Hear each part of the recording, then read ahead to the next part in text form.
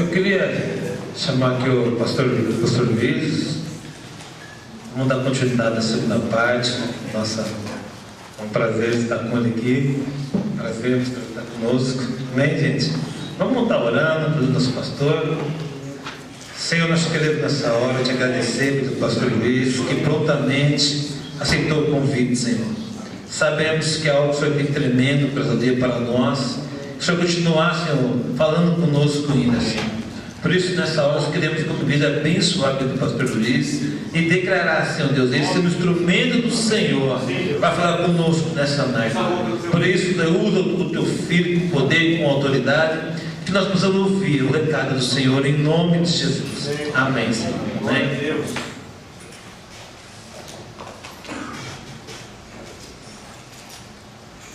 Boa noite, meus irmãos. Graça e paz para todos. Amém. Amém.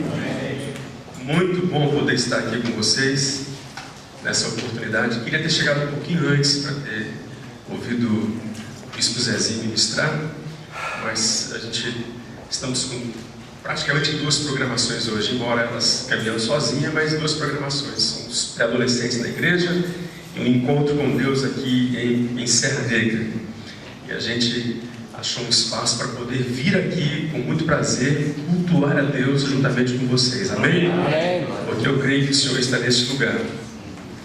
Conheço o pastor Kelson há um tempo, é um companheiro, um homem muito precioso, um coração cego, apaixonado por Deus. E eu sei que além de impressão, isso é um fato na vida dele, porque a gente percebe essa graça do Senhor realmente sobre este homem e também percebemos isso neste lugar. Então, o resultado dos homens de Deus que estão à frente dessa casa, conduzindo o rebanho do Senhor. Amém, queridos? Me sinto, assim, privilegiado de poder estar aqui, né? E ver aqui um amigão, né? Quanto tempo mais ou menos que a gente se conhece? Faz tempo, né? Esse camarada aqui, ele acompanhou minha caminhada desde que cheguei em Campinas, praticamente começo da década de 90, né? Nós participamos de muitas vigílias juntos, muito tempo de oração na presença do Senhor. Pude vê-lo casando. Ele não me viu porque eu fui para mais distante depois e me casei lá no Paraná. Porque eu saí de Campinas em 93, eu saí de Campinas, fui pastorear em Guarapuava, junto com o Harold, que era daqui de Campinas, e também o Luciano, que vai estar com vocês. Durante 7 anos, 7 bons anos, preciosos anos, eu estive junto com esses 2 homens de Deus, pastoreando ali em Guarapuava, região centro-oeste do Paraná. Ali me casei, graças a Deus, com uma mulher muito preciosa do Senhor. E depois de 7 anos pastoreando, nós então sentimos uma direção do Senhor de voltarmos para essa região. E começamos uma igreja aqui bem próximo de vocês, em março de 2000, na cidade de Vinhedo, com 14 adultos e 3 adolescentes. O Zé, você esteve lá naquele comecinho, né, Zé? E teve depois também. O Zé Eugênio participou muitas vezes conosco ali, viu o que Deus estava fazendo e continuou fazendo naquele lugar. E hoje, depois, já quase, praticamente indo para 13 anos ali em Vinhedo, Deus tem sido assim muito bom, muito misericordioso conosco, derramando uma graça muito intensa sobre os nossos corações. Estamos num grande desafio ali. Eu creio que há muita coisa para acontecer, e isso sempre esbarra na nossa limitação, porque nós somos limitados realmente, e a ação de Deus sempre esbarra nessa limitação do homem. Mas eu não posso reclamar em hipótese alguma. Eu tenho motivos para agradecer, porque nesses 13 anos Deus nos deu a graça de trabalharmos uma visão de grupos pequenos, que são as células, e hoje nós temos ali em torno de 1.100 pessoas que estão congregando conosco, firmes realmente, consolidadas na presença do Senhor. E para nós tem sido assim um desafio e um privilégio, né? Hoje tenho 3 filhos. Minha filha primogênita mais velha, Rebeca, tem 12 anos de idade. O meu do meio tem 10 anos de idade. E aliás, 11 anos, porque ele nasceu bem próximo da Rebeca, né? E o mais novinho, que é o Kemuel, que tem 9 anos de idade. Amém, queridos? Eu agradeço a Deus por essa família tão preciosa. E o restante do trabalho agora de crescer e multiplicar, eu quero deixar para os solteiros. Tem solteiro aqui nesse lugar? Ou então, solteiros desta casa vão crescer e multiplicar. A não ser que tenha mais algum pai, que Deus acrescente aqui, nós vamos orar, te dá uns 10, 15, 20, aleluia. Mas pode ser filho espiritual também, amém, irmãos? Amém. Ó, eu trouxe comigo alguns materiais que nós temos ministrado ali. Se é bênção ou não, eu creio que pode ser bênção na sua vida, né? Aqui, ó, nessa foto aqui está a minha querida e amada e preciosa esposa que Deus me deu. Esse tema aqui, inclusive, acho que foi o tema, porque a capa é a mesma e são vários temas. Acho que foi o tema que ela ministrou, vivendo o propósito de Deus através de uma mente transformada. Acho que deve ter mais ou menos uns 5 temas entre DVDs e CDs. Vamos crescer. Quantos entendem que Deus quer que nós cresçamos cada vez mais? Amém, queridos? Você pode encontrar com o meu cunhado ali atrás. Você pode adquirir cada DVD por R$10 e o CD por R$5. E vamos aqui, eu quero compartilhar um texto com o seu coração, que está em Gênesis, no capítulo 14, do versículo 12 até o 17. O Brasil já ganhou menos, você está tranquilo. Quanto é que foi o jogo mesmo, irmãos? 4-2. Neymar fez 1 ou fez 2? 2 gols do Neymar? Fez 1. Eita, Fred, 5-2, estava precisando, coitado. É bom ganhar da idade, né, irmãos? Os caras vieram com... Gênesis 14, 12 a 17. Então o Brasil já ganhou, você está tranquilo. Agora são 6 horas. Dá para ter que horas aqui, Kelson? Que hora que vocês começaram aqui, irmão? Começou às 4? Às 3? Opa! A dona Maria vai me pegar depois, quando vocês chegarem em casa, né? Vocês vão falar, o pastor que foi lá. O cara esticou e por isso nós chegamos lá. Então, Gênesis 14, 12 a 17 diz assim: também tomaram a Ló, que habitava em Sodoma, filho do irmão de Abrão, e a sua fazenda, e foram-se. Então veio um que escapara e o contou a Abrão, o hebreu. Ele habitava junto dos carvalhais de Manre, o amorreu, irmão de Escol, irmão de Aner. Eles eram confederados de Abrão. Ouvindo, pois, Abrão que seu irmão estava preso, armou seus criados, nascidos em sua casa. Declara assim: armou. Preparou seus criados. Declara assim: nascidos em sua casa. Mais uma vez, nascidos em sua casa. Aleluia. 318, e os perseguiu até Dan, e dividiu-se contra eles de noite, ele e os seus criados, e os feriu, e os perseguiu até Obá, que fica à esquerda de Damasco, e tornou a trazer toda a fazenda, e tornou a trazer também Ló, seu irmão, sua fazenda, e também as mulheres e o povo. E o rei de Sodoma saiu-lhe ao encontro, depois que voltou de ferir Quedorlaomer, e os reis que estavam com ele no vale de Savé, que é o vale do rei. Amém? Curva a sua cabeça mais uma vez. Pai, eu quero te agradecer por estarmos na tua presença nessa tarde, junto com homens preciosos, homens valorosos, homens que têm um propósito específico de poder dar continuidade aos teus planos sobre a face dessa terra. Eu te agradeço, apresento cada um deles nas tuas mãos, e eu oro para que mais uma vez, assim como o Senhor foi tão bondoso enquanto aqui estavam reunidos com o pastor Zezinho, e com certeza foi uma palavra que edificou, que te despertou, que provocou os seus corações, eu oro para que nessa etapa também, dessa mesma forma, o Senhor use dessa bondade para conosco, em nome do Senhor Jesus. Amém. Amém, queridos? Amém. Amados, eu quero falar de um tema para vocês. Não é um tema tão complicado, ele é simples, básico, mas me chama a atenção através desse comportamento de Abrão, que depois passou a se chamar Abraão, porque na verdade é um texto que trata de uma batalha, de uma guerra.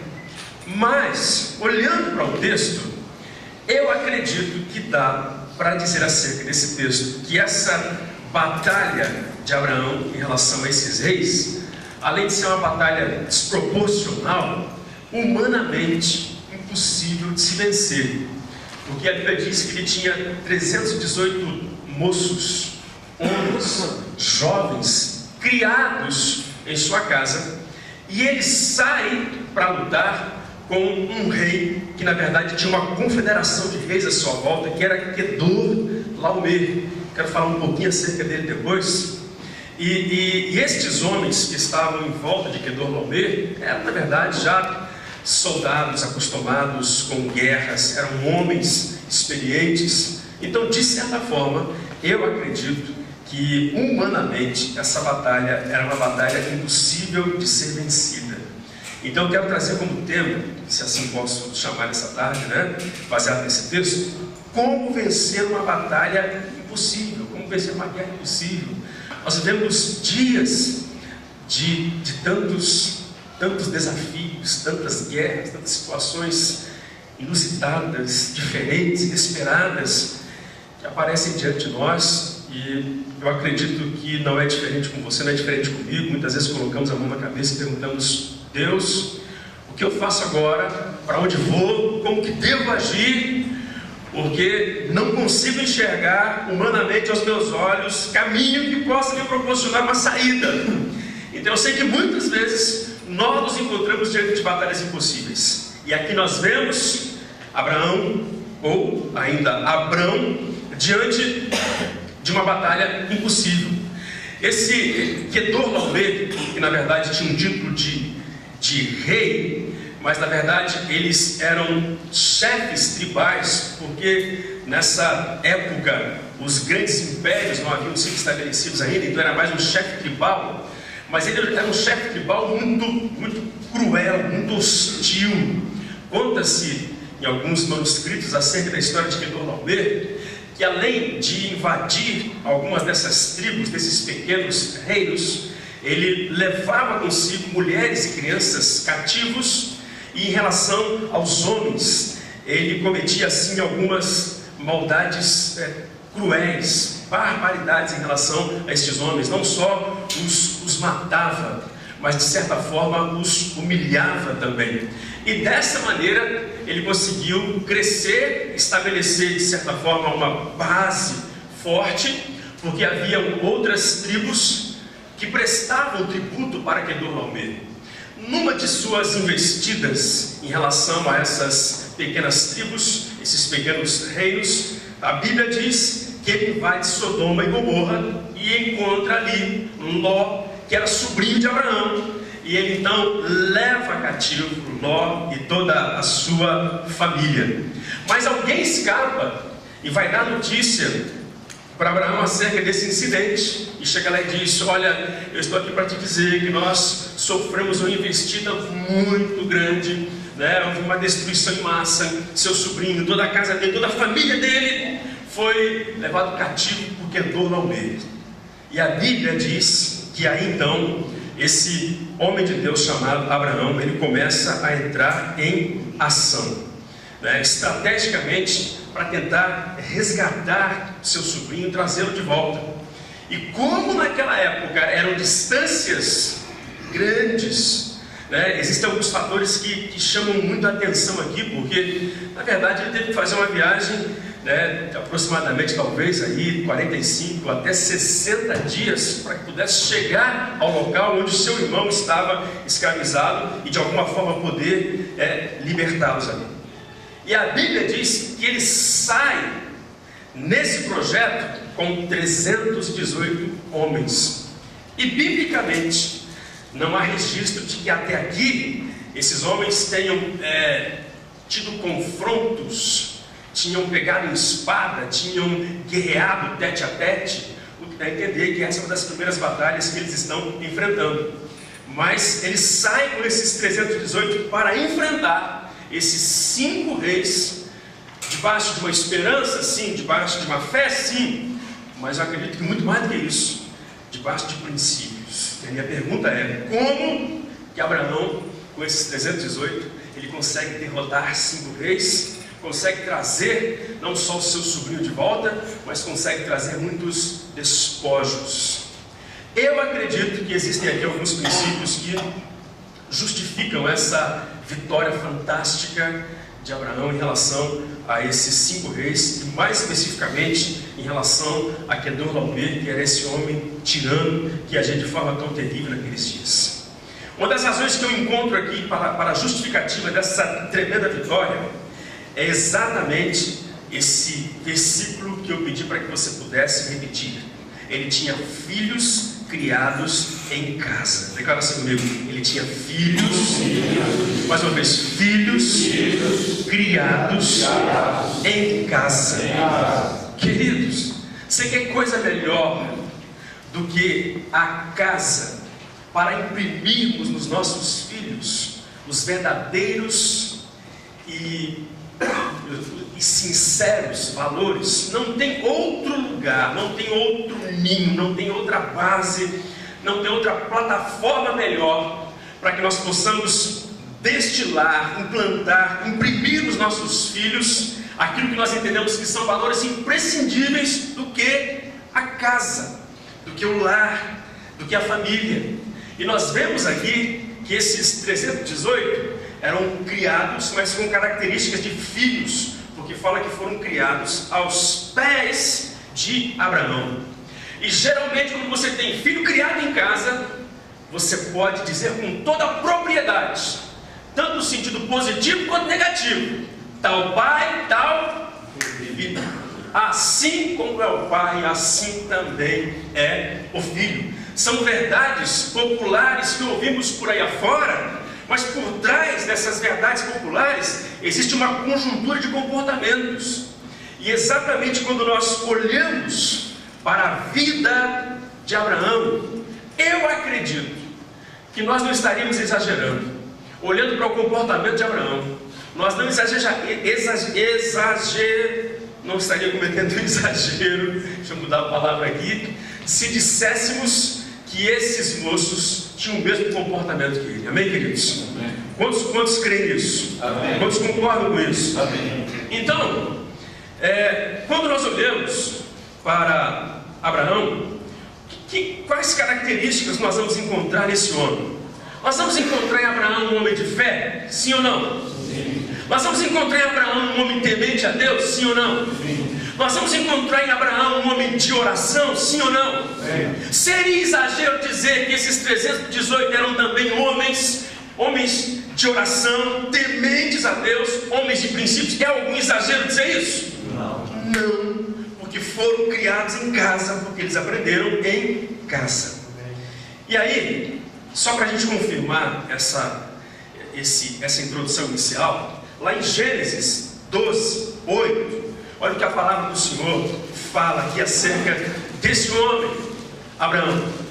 E se ele tinha esse comportamento, principalmente por se tratar de uma época onde a principal linguagem de comunicação era o relacionamento tete a tete, porque hoje a gente se relaciona muito, inclusive dentro da própria casa, através de redes sociais. Às vezes numa mesma casa você tem o pai no computador, o filho no outro, a filha na outra, e se bobear dentro da própria casa estão se comunicando através de uma rede social. Estou dizendo que isso é errado, mas isso não pode ser o caminho para que realmente consigamos imprimir nos nossos filhos o que nós queremos.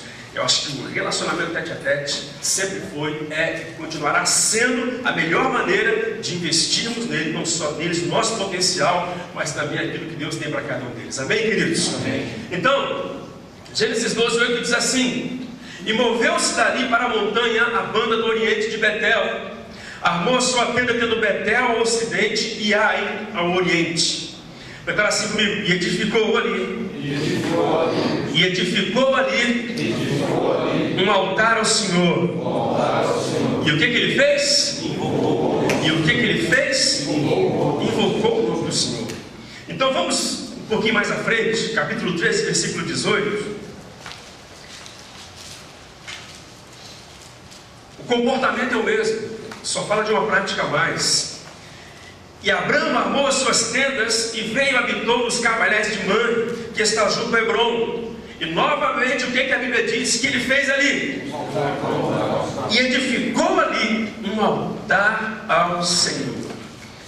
Eu não tenho dúvida de que esses 318 criados em casa eram homens que tinham a prática de levantar altares diante de Deus, porque tinham um referencial, um homem para o qual eles olhavam e viam o comportamento desse homem, e consequentemente eles copiavam, porque é assim que acontece nas nossas casas.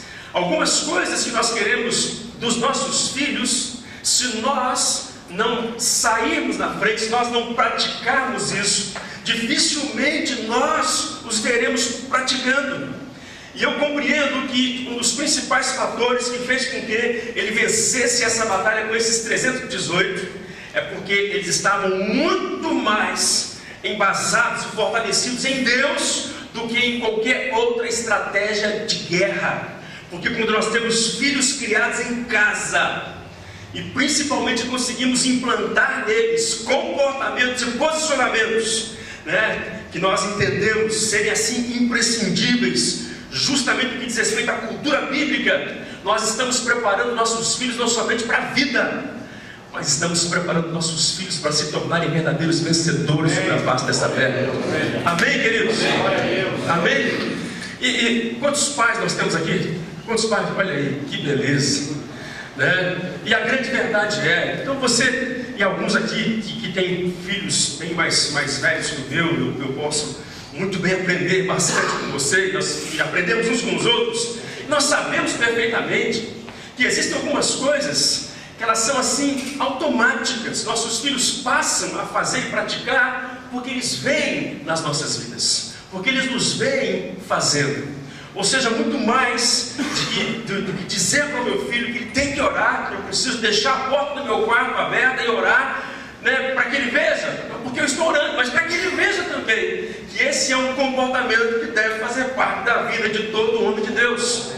Embora o meu pai tenha se convertido depois de mim, foi eu quem ganhei meu pai para Jesus, mas eu creio que no aspecto referencial, isso não tira o mérito dele, em hipótese alguma.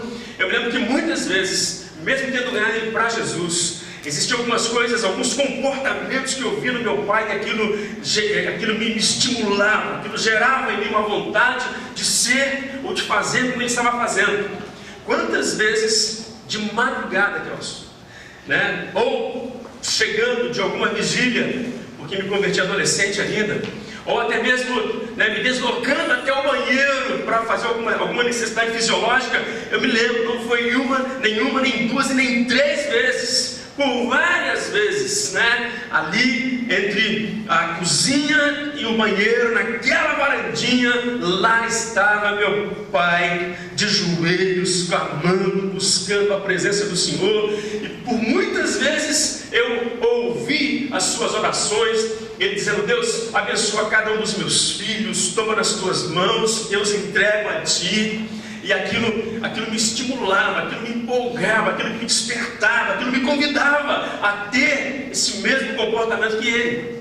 Hoje, até por conta da idade, que está já com 75 anos, dificilmente ele levanta de madrugada, mas pela manhã, todas as manhãs, sagradamente todas as manhãs. E hoje os meus filhos já começam também a ver esse comportamento na vida dele. Eles sabem que naquele horário, pela manhã, o vô está orando. E quando nós vamos para a casa dos meus pais, os meus filhos, eles já começam a dizer assim: poxa pai, o vô, ele gosta de buscar Deus, ele busca Deus. E eu percebo nitidamente ele já transferindo um legado para a sua descendência, para os seus netos, e consequentemente essa prática não se perder, não vai se perder, ela vai se estender por gerações afora, em nome do Senhor Jesus. Aleluia, queridos. Abraão era um homem que levantava altar diante de Deus. Então entendemos biblicamente que esses 318 eram homens também que tinham os seus altares diante do Senhor. Como que esse homem consegue vencer uma guerra praticamente impossível? Existem algumas coisas que são impossíveis aos nossos olhos, mas elas não são impossíveis aos olhos de Deus, porque existem batalhas que nós não vamos vencer nem ganhar com armas naturais, mas nós ganharemos com armas espirituais, porque a sua e a minha luta não é contra a carne nem contra o sangue, mas contra principados e potestades que habitam nas regiões celestiais. E quando nós lançamos mão das armas espirituais, aleluia, pode parecer impossível humanamente, mas não é impossível aos olhos de Deus. Aleluia. Declara assim comigo: homens nascidos e criados em sua casa. Agora, o que eu percebo, falando ainda acerca do comportamento, é que a força de um homem sempre libera um legado de influência sobre a sua descendência. Declara assim comigo: a força de um homem sempre libera um legado de influência. Aleluia. E eu percebo que nós vivemos hoje diante de uma geração carente de pais. Não só, eu não estou dizendo que não sejamos pais no sentido da palavra, mas eu quero falar de uma paternidade mais abrangente, até no aspecto espiritual, porque nós temos uma geração que necessita muito de pais espirituais dentro das nossas próprias igrejas, porque infelizmente essa é a grande verdade, né? Nós temos um bom número de jovens aqui na igreja e eu vejo isso como base, né? Agora, daqui a pouco, lá às 8 horas, vai ter lá mais ou menos em torno de 180, quase 190 jovens reunidos lá. E cada vez mais os jovens que vêm de fora para dentro, que é impressionante. De cada 10 jovens que chegam na igreja, eu não estou exagerando, você sabe disso, né? 9 deles vêm de famílias completamente arrebentadas, né? Casamentos dilacerados, e muitas vezes pais e mães que já estão no 2º, 3º ou até 4º relacionamento, e eles não têm uma referência de pai e mãe. Então, como eu estou falando para pais, para homens aqui, nessa tarde, eu quero desafiar o seu coração. Eu quero que você permita o seu coração, permita o Espírito Santo ministrar o seu coração e te levantar como pai espiritual para muitos jovens dessa geração. Amém, queridos?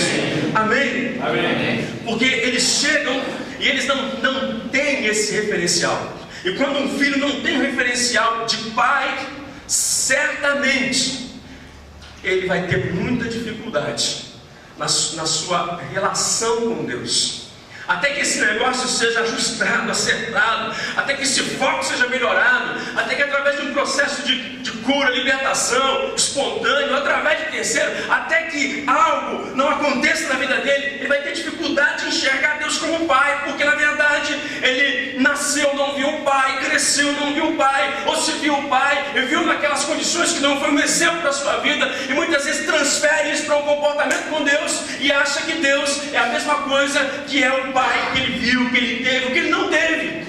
Então eu creio que esse momento que nós estamos vivendo, que sem dúvida alguma é um momento bom, porque é um momento de colheita, nós entendemos que Deus está levantando muito pais espirituais. Amém, queridos?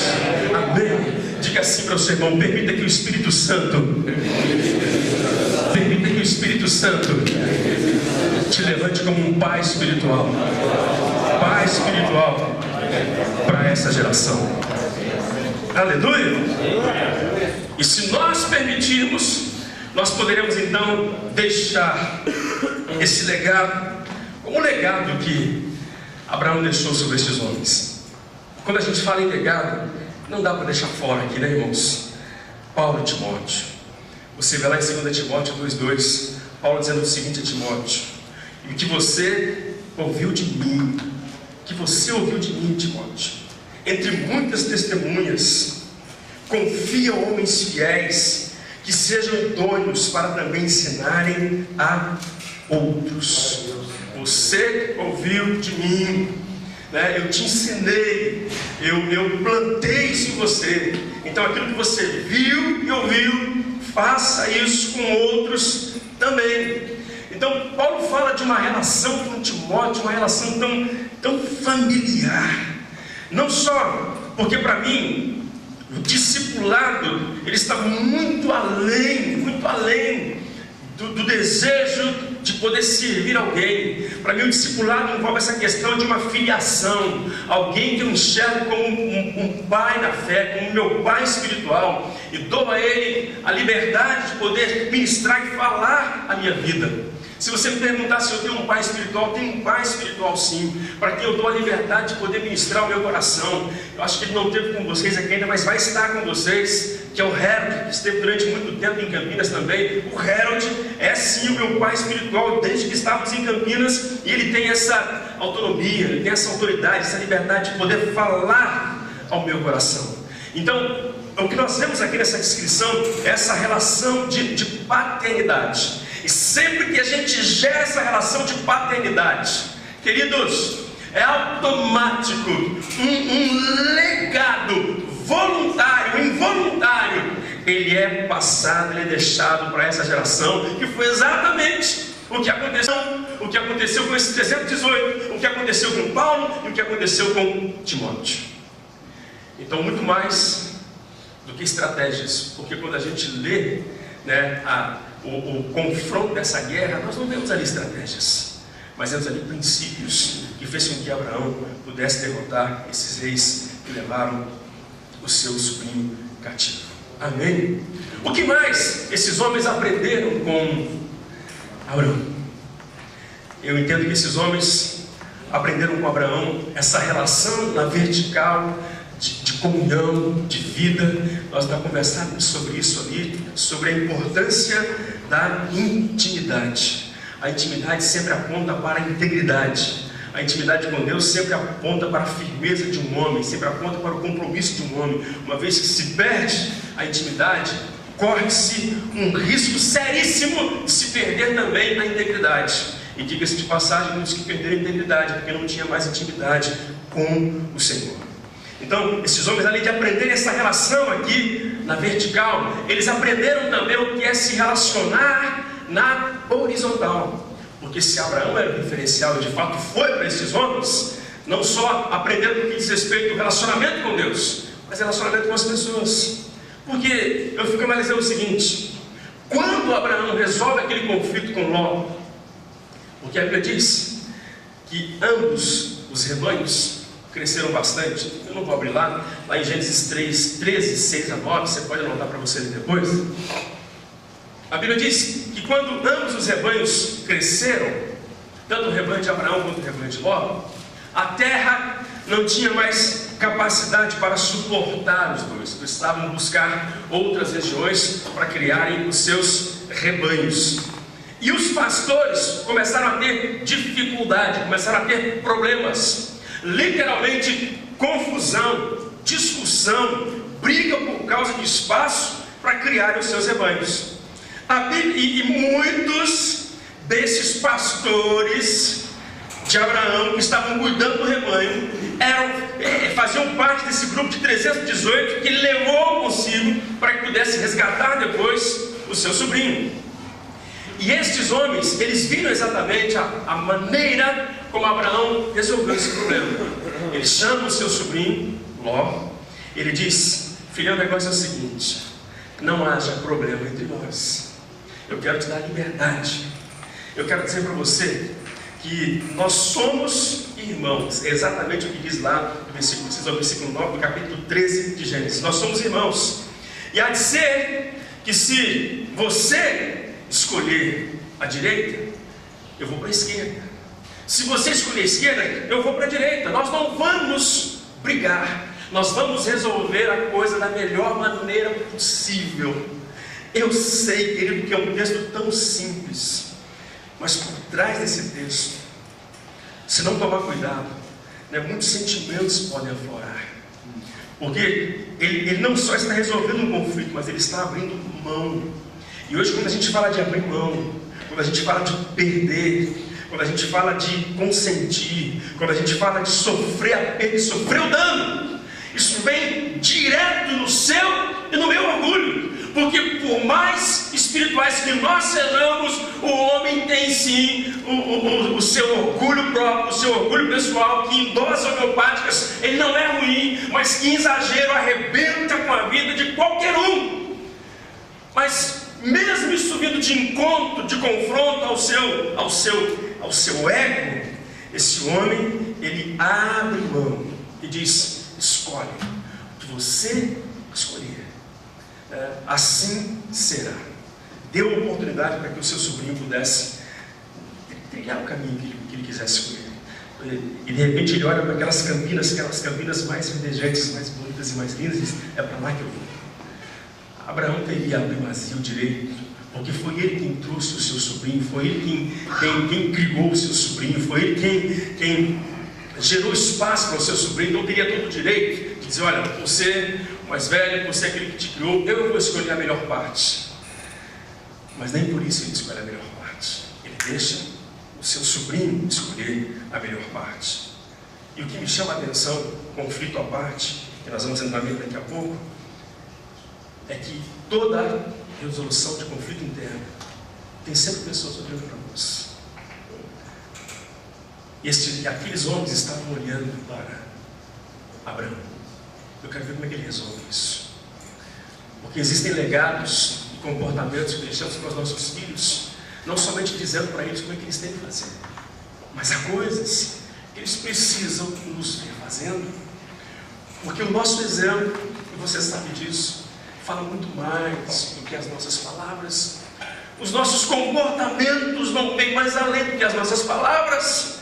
Então a força de um legado não está naquilo que eu falo. A força de um legado está naquilo que eu faço, na maneira como eu acho, como eu me comporto no dia a dia. Aí sim eu estou deixando um rastro, porque palavras, elas são esquecidas facilmente, mas atitudes não se esquece facilmente. Você já deve dos trilhões, zilhões e bilhões de palavras que você já ouviu, deve ter esquecido de muita coisa. Mas você deve se lembrar de atitudes que te marcaram. Atitude do seu pastor, atitude da sua esposa. É ou não é? Não são as atitudes que nos marcam. Não são me lembro lá atrás, me lembro daquela ocasião, me lembro de como aquela pessoa agiu. Então os comportamentos e as atitudes nos marcam, e é através disso que nós deixamos um legado. E aqui nós vemos este homem deixando um legado para esses 318, resolvendo um conflito com maturidade. E principalmente, declara-se comigo, sem quebrar aliança. Mais uma vez, maturidade. E sem quebrar aliança. Amém, queridos? E eu fico me perguntando às vezes, na resolução de um conflito, porque são ideias que podem ser retiradas desse texto. O que Abraão fez ali? Ele procurou preservar, resguardar aquilo que era mais importante. Porque se ele não tivesse resolvido esse conflito bem resolvido, eu pergunto para você, será que ele teria viajado esses 45, 60 dias para resgatar o seu sobrinho? Se não houvesse uma aliança entre eles, será que ele teria feito essa longa e desgastante, perigosa viagem, sem saber se sairia dali vitorioso? Será que ele teria feito essa viagem se ele não tivesse resguardado aquilo que nesse relacionamento fosse o mais importante? Então o que nós entendemos aqui? Muito mais importante do que resolver um conflito, diga assim comigo, são resguardar os valores. Mais uma vez, resguardar os valores. Mais uma vez, resguardar os valores. Aleluia, queridos. Porque há pessoas que às vezes elas vão resolver problemas e elas potencializam tanto o problema que acabam triplicando, tornando esse problema 5, 6 vezes maior do que ele é. E na verdade, eu preciso focar a resolução de um problema naquilo que é mais importante. Quando você vai resolver um problema, um conflito no seu casamento, no seu relacionamento, às vezes tem esposa que foca tanto em problema, ele foca tanto o defeito, se assim podemos chamar, porque todos nós temos, num relacionamento não é somente um que erra, os dois erram, mas o cara foca tanto aquilo que ela errou, aquilo que ela fez, ele acaba esquecendo que o casamento e a continuidade desse relacionamento é bem maior e mais importante do que o problema. Então foca-se o problema pastor vai lá e fala 10 vezes com você, fala 20 vezes com você, mas meu irmão, a saída é, mas ela fez isso, pastor, mas ela fez isso, o que é mais importante, o que ela fez, ou o seu casamento que precisa continuar seguindo em frente? Então nós precisamos entender o seguinte: diga assim para o seu irmão, resguarde os valores, valorize o que é mais importante, valorize o que é mais importante, diga assim, valorize o que é mais importante, amém, queridos? Foi exatamente o que ele fez, e é o que nós precisamos fazer. Eu preciso atacar o problema, não a pessoa envolvida no problema. Se é difícil, pastor, mas se a gente não fizer isso, como é que nós vamos conseguir seguir em frente? Se ao invés de atacar o problema, eu ataco a pessoa, que lucro eu tenho? Que continuidade eu vou ter? Tudo bem, mas problema e pessoas estão intrinsecamente ligadas. Mas se eu não conseguir separar esse negócio, eu quebro a aliança, eu quebro o relacionamento, eu fico travado, eu também travo as pessoas à minha volta. O que foi que Abraão fez? O negócio é o seguinte: nós somos irmãos, nós somos companheiros. Então, o problema é menos importante do que o nosso relacionamento. O problema é menos importante do que a nossa aliança. Qual é a melhor maneira para se resolver esse negócio? Qual é o melhor jeito para se resolver esse negócio? Porque eu acredito que para tudo tem jeito. Amém. Eu estou errado. Diga assim: tudo tem solução. Tudo tem resposta. Tem jeito. Amém, queridos? E se tratando de conflitos, tudo tem jeito. Nós precisamos exatamente entender esse caminho através desses homens de Deus que trilharam tantas situações assim, e por conta disso se tornaram homens vitoriosos. Foi uma guerra, foi uma batalha. Foi Abraão com mais alguns aliados ali para lutar contra 5 reis fortes, já consagrados. Mas não foi simplesmente a questão do controle em si, ou de repente Deus apontou o dedo e decidiu lá que ele seria vitorioso. Mas o comportamento desses homens, a atitude desses homens, porque o nosso comportamento ou atrai Deus, ou espere Deus, ou atrai a presença do Senhor, ou afasta a presença do Senhor das nossas vidas. Então, homens nascidos e criados em sua casa, então eram homens que sabiam de conflitos, mas viam Abraão lidar com conflitos e aprenderam a resolver conflitos. Amém, queridos? Amém. Daqui a pouco eu já vou estar encerrando. Amém, irmãos? Amém. Declara assim comigo: guerreiros, nascidos e treinados em sua casa. Aleluia. Eu estava ainda ontem conversando com a minha esposa exatamente sobre isso. Nós aproveitamos que as crianças foram para um acampamento da escola e nós liberamos os homens para um encontro com Deus. Nós estamos jantar juntos e nossos filhos já estão praticamente nessa fase da adolescência, e eu me sentei com ela e começamos a conversar como é que nós podemos fazer para tornar nossos vínculos cada vez mais fortes com os nossos filhos. Estou dizendo que eles estão fracos, que eles não existem, mas estão entrando numa fase onde eles começam a ficar menos com os pais, mais com os amigos. É até natural, eles querem conversar com os amigos, querem sair com os amigos. Então a gente montando algumas estratégias para aumentarmos cada vez mais esse vínculo com eles. E um dos caminhos que nós temos entendido, eu volto a bater nesse ponto, é a casa, é o lar. É exatamente esse momento que você tem e deve preservar, esse momento em família. Por mais que muitas vezes tenhamos uma vida tão disputada, tão corrida, tão concorrida, e não se justifica muitas vezes o fato de estarmos na igreja e recebemos tantas coisas aqui, não nos tira a responsabilidade de sermos sacerdotes no nosso lar, sacerdotes na nossa casa. Aquele dia que você decide não ter televisão, aquele dia que você decide, ninguém liga computador, ninguém vai acessar a internet, ninguém acessa e-mail, ninguém acessa a rede social, porque esse dia é um dia nosso para estarmos juntos. Queridos, isso é tremendo, porque isso vai gerando aliança.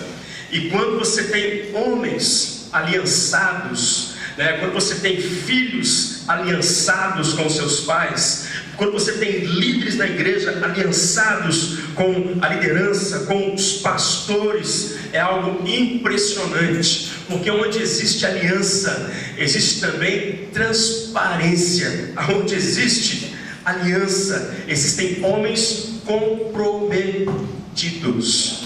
Quantos creem isso? Declara assim comigo: onde tem aliança, tem homens comprometidos.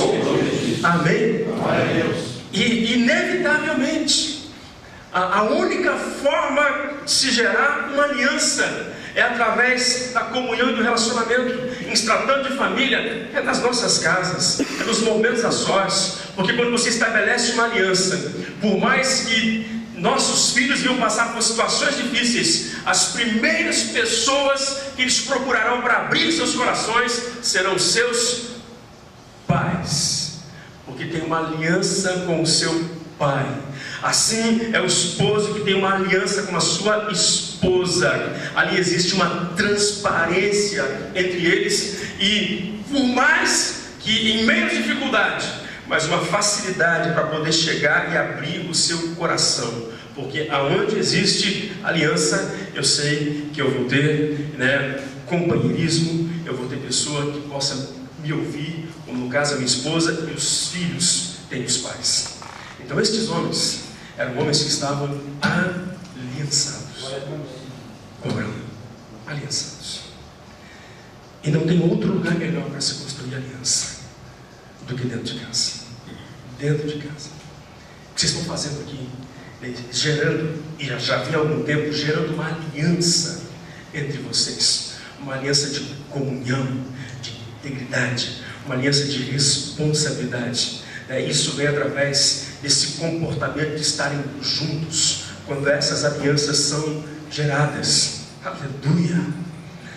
Ou quando aperta para um, aperta para o outro também. Amém?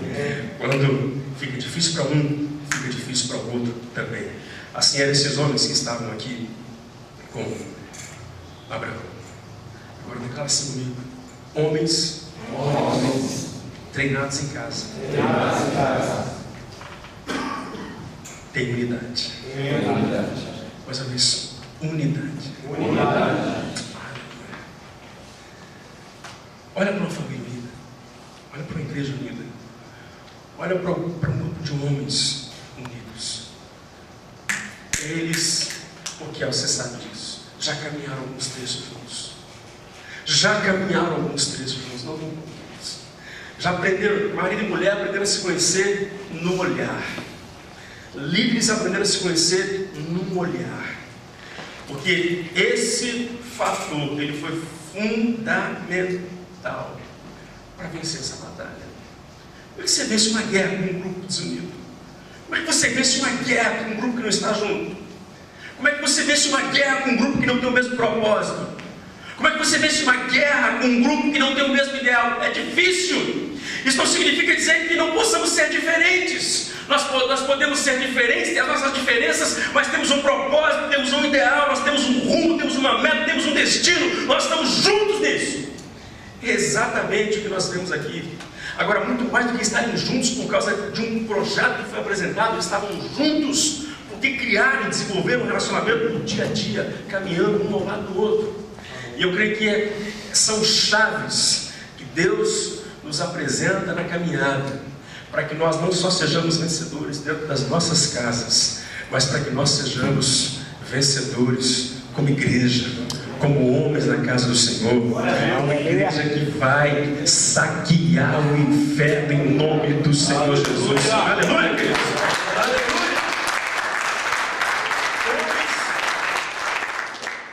Homens treinados em casa eram homens que tinham uma aliança de unidade.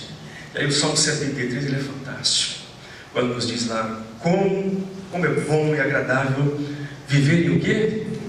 Unidos, os irmãos. É como óleo precioso sobre a cabeça, o qual desce sobre a barba de Arão, que desce para a gola das suas vestes, é como o orvalho do Hermon que desce sobre os montes de Sião. Ali ordena o Senhor a sua bênção e a vida para sempre. É como óleo fresco sobre a cabeça, sobre a barba, que desce as orlas da sua veste, que vai abençoando todo o corpo, como o orvalho do Hermon. É impressionante como que o pico, ou os picos daquelas cadeias de monte próximo ao Hermon, todos eles são congelados. E na base daqueles picos, daquelas cadeias, como que a vegetação é tão viva, como que os rios são caudalosos, e isso o ano inteiro, porque na medida em que o gelo, a neve vai derretendo, vai regando tudo que tem ali embaixo, e ali tudo, você encontra árvores frutíferas, toda espécie de animais e rios lindos, inclusive sustentando uma parte, até alguns ciclos, algumas veias, sustentando, né, uma pequena parte do Rio Jordão também, que vão se encontrando lá embaixo. Isso se refletindo a unidade, quando ela existe efetivamente no nosso meio. Coisas fantásticas e inesperadas acontecem para a honra e para a glória do Senhor Jesus. Amém? Amém. Por que eles conseguiram vencer? Legaram assim comigo, eu quero terminar por aqui. Mais uns 6 pontos. Eu vou deixar isso aqui para a próxima vista. Declara assim comigo: conseguiram vencer. Conseguiram vencer. Porque aqueles homens, criados e nascidos em casa, tinham DNA. Vou chamar os músicos aqui que falam assim: tinham DNA da casa. DNA Glória a Deus. da casa. Amém? Aleluia. Eles tinham o DNA de Abraão. Assim como é no natural, é também no espiritual. Às vezes a minha esposa vem e o meu cunhado que está ali, volta e meia, vem à porta e fala assim: cara, mas teu filho é igualzinho a você, rapaz. Teu filho tem esse mesmo comportamento que você. De fato, irmãos, porque os nossos filhos, geneticamente, têm o nosso DNA. Mas o nosso maior desafio é que eles têm o nosso DNA, não só geneticamente, mas que eles tenham também o nosso DNA espiritualmente. Amém?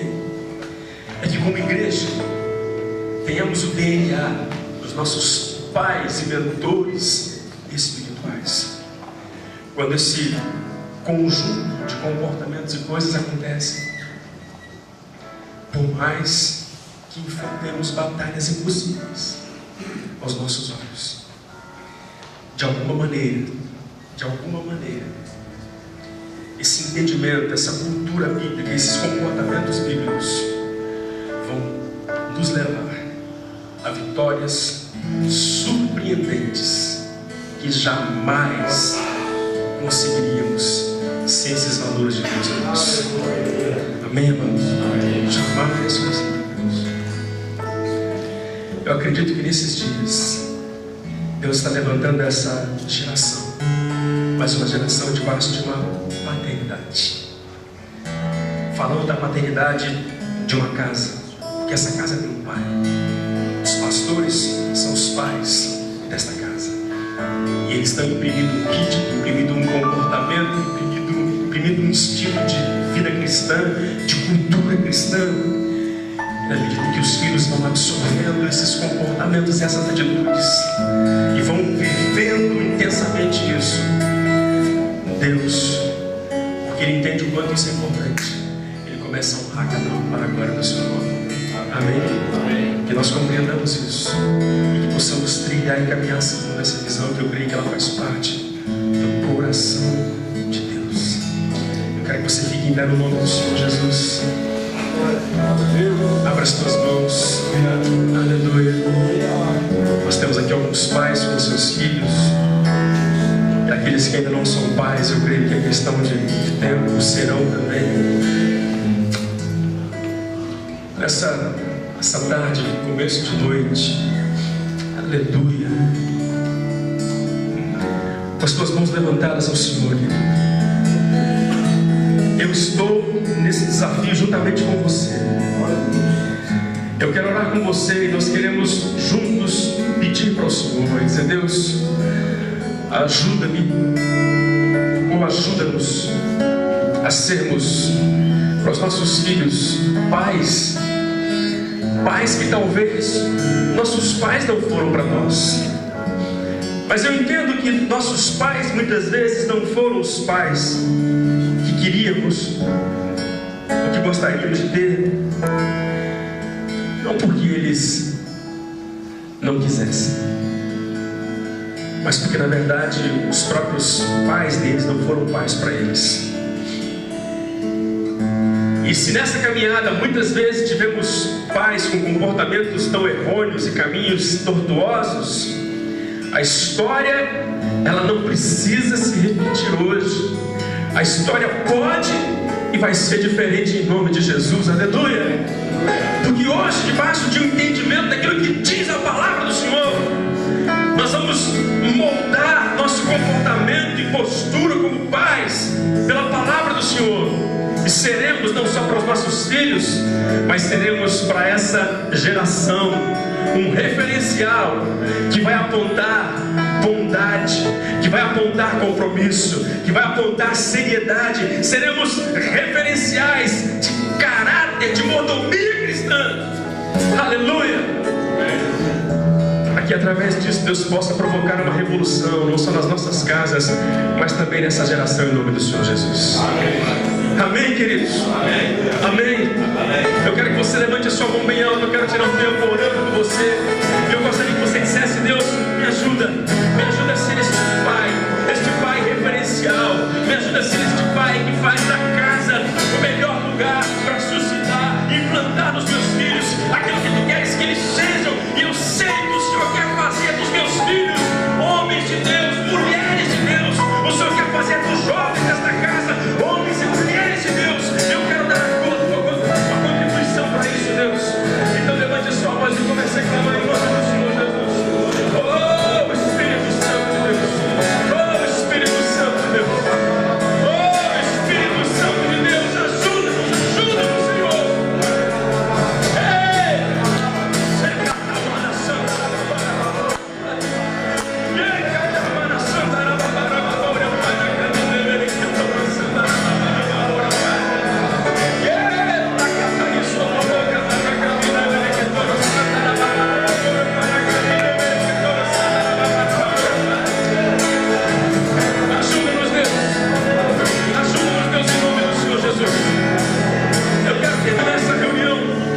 Diferente, quero chamar os irmãos lá atrás, vem aqui para frente. Nós queremos nos abraçar aqui na frente, um no ombro do outro, e nós queremos dizer: Deus, eu me comprometo com essa geração. Vem mais para frente, queridos. Eu me comprometo com essa geração de pais. Eu faço parte dessa geração de pais. Pais nessa casa, família cristã. Pai na minha própria casa, abraça o seu irmão. E nós vamos declarar: Deus, levanta essa geração, levanta a minha geração. Levanta a minha geração, levanta a minha geração, levanta a minha geração. Ore por esse irmão ao seu lado e comece a declarar que essa geração de pais está sendo levantada. Pais referenciais, pais que vão promover uma repercussão nessa nação para a honra e glória do nome do Senhor Jesus. Oh, Espírito Santo! Levante a sua voz a Ele, levante a sua voz a Ele, levante a sua voz a Ele, começa a clamar nesse lugar.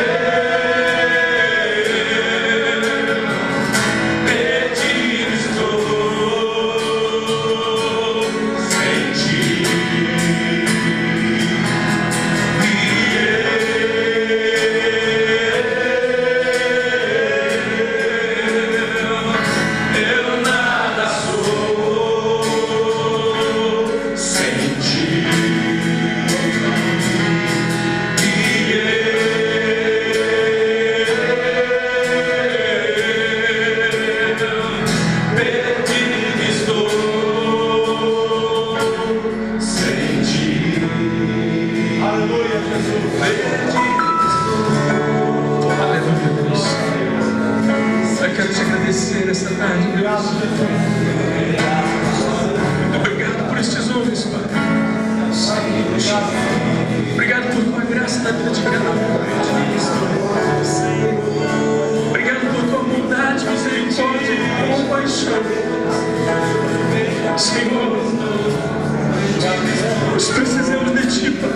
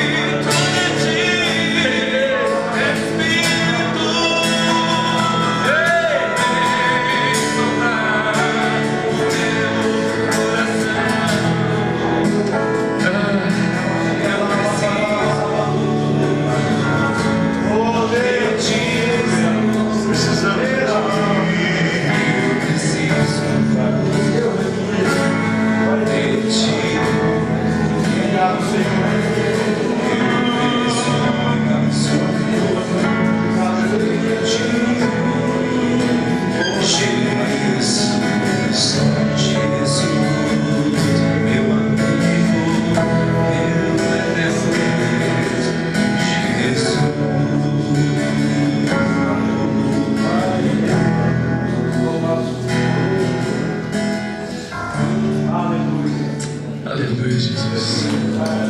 Glória a Deus. Obrigado, Jesus.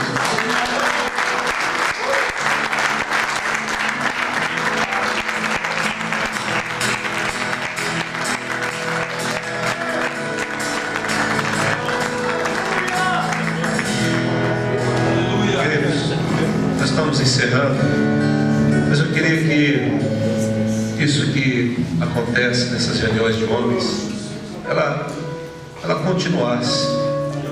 Quando a gente falar assim, vamos, os homens, vamos nos reunir, como vamos ter uma próxima data, não sei qual que é, mas vamos deixar já a data para você, como você fez hoje. Você não foi lá, não assistiu o Brasil, o Brasil ganhou tudo, mas você deixou algo que para nós homens, nós gostamos de futebol, né? Vai ver o Brasil jogar, mas você deixar algo importante mesmo para estarmos juntos. Aqui é produzido algo que você nem sabe que está sendo produzido na sua vida. Você nem imagina o que Deus está fazendo na sua vida. A gente nem, daqui a pouco a gente vê o sul e fala, meu Deus, como é que é isso? Foi lá, você largou de algo, você deu preferência às coisas, você buscou em primeiro lugar o reino de Deus, né? E aí o Wagner vai falar da próxima reunião. Vamos fazer uma reunião mais de comunhão, vamos jogar futebol, vamos passar o dia juntos, né? Para quem joga futebol, senão vamos conversar, vamos ter um tempo juntos lá na chácara da igreja, né? Mas é importante, se você não deixar de se organizar, né? O Alvo teve que fechar a oficina mais cedo, o outro não sei o quê, o outro, muita coisa teve que acontecer para você estar aqui, né? E vale a pena, porque cada 2, 3 meses que a gente tem essa reunião, vale a pena você se programar e dizer, não, hoje eu não vou, né? Hoje eu não faço isso, eu não estou, né? Eu não posso, eu tenho um compromisso para a gente estar junto e gerar, foi o que o pastor Luiz disse, gerar a nossa aliança, a nossa intimidade, depende de relacionamento. Senão você está sofrendo, eu estou sofrendo, cada um está de um lado e ninguém está junto para dizer, não, cara, eu passei por isso aí, vamos caminhar, vamos levantar a mão, nós estamos juntos, né? Vamos vencer juntos, né? E nada vai nos separar do amor de Cristo e tudo mais. Eu quero encerrar dizendo o seguinte, só compartilharmos, não sei quantos viram aquele filme Gladiadores, do Russell Crowe. Tem uma cena no filme, ele era um guerreiro, foi preso e ele virou gladiador. E eles iam numa luta na arena ali no Coliseu. E os gladiadores todos, cada um por si, cada um querendo a sua vitória. Só que no filme, quando eles saem para enfrentar um exército inimigo de gladiadores, ele fala assim, se nós ficarmos unidos, não seremos derrotados. E alguns poucos escapam e são massacrados. Mas eles unidos ali, vencerão aquela luta. Eu senti isso muito forte nessa tarde. Aleluia! Estamos juntos também? Bem, queria só, vamos orar pela Mauri e Yane. Eles são os nossos missionários lá na Guatemala. Eles estão em Honduras hoje, fazendo um trabalho de evangelismo em Honduras. Vamos orar por eles.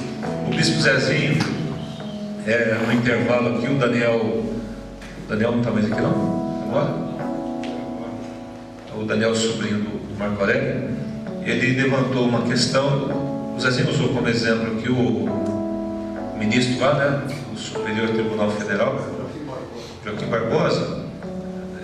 Tudo bem, a frase que ele falou, mas tem várias coisas que ele tem falado e feito que não condiz com a palavra de Deus, né? Ele fala muito de caráter, de integridade, mas o Maurício esses dias, não sei se foi, ele falou com um colega lá, um dono de um cartório, né? Você falou comigo isso? Foi lá e falou assim: o que eu faço? O cara nem crente né, Maurício? Mas o que eu faço? Agora eu sou obrigado a assinar um termo de casamento de homem com homem. E quem baixou isso foi o Joaquim. Ele passou por cima do Congresso tudo e assinou uma barbaridade dessa, né? Ele não tem essa autoridade, na verdade, né? É um absurdo isso daí, né? Então, e também sobre a questão do aborto também, que me parece, segundo o Daniel, lendo lá no negócio, ele é a favor disso, mas ele usou apenas como uma questão, uma frase que serve para nós, amém? Não nos caracteriza, mas apenas só ele pediu para eu acertar isso aqui, dizendo que não está a favor do Joaquim, né? Ele está a favor da frase que o Joaquim falou, que condiz com a palavra de Deus sobre integridade e seriedade das coisas, amém, querido? Pastor, logo após o Joaquim Barbosa tem 33, vem a Marina, viu? Como que é? Logo após o Joaquim, em segundo lugar, vem a Marina, que é cristã, né? Evangélica, mulher. Então, vamos orar então pela Mauri, está lá em Honduras agora, em nome de Jesus. Senhor, nós oramos pela vida da Mauri, da Yane, que estão evangelizando em Honduras nesse momento. Nós abençoamos a vida deles, da sua filhinha. Ó Deus, declaramos esse trabalho ali na América Central crescendo, o teu nome continuando a ser ministrado, pregado, o avivamento do Senhor continuando naquele lugar. E eles fazem parte disso ali. Nós os abençoamos em nome de Jesus, que a graça, a unção, o poder, a proteção do Senhor seja sobre eles, em nome de Jesus. Amém e amém. Pai. Graças a Deus, amém, irmãos? A nossa próxima reunião nós vamos fazer em setembro, outubro e novembro, para ver só. Mas antes disso, a gente vai ser marcar alguma coisa antes. Em novembro vai ser na chácara, vai ser lá no Centro Comunhão da Família. Então vai ser uma tarde livre, né? Como você falou, vai ser livre. Então leve seus filhos, vamos para a piscina, o campo. Aí nós vamos dar mais detalhes do que nós vamos fazer. Mas durante esse tempo, quero ver se eu marco mais uma reunião, um café à tarde com os homens. A princípio, na agenda, se eu ver na agenda, vai ser em novembro. Amém? Mas vamos marcar outro ainda em nome de Jesus. Amém? Eu creio que todos nós fomos agraciados, abençoados essa tarde. E eu quero agradecer de cada um de vocês. E reforçar que nossos encontros, que vocês venham, traga outros, convide outros, para que esteja junto conosco e que recebam também essa mesma bênção que vocês receberam hoje. Amém? Graças a Deus.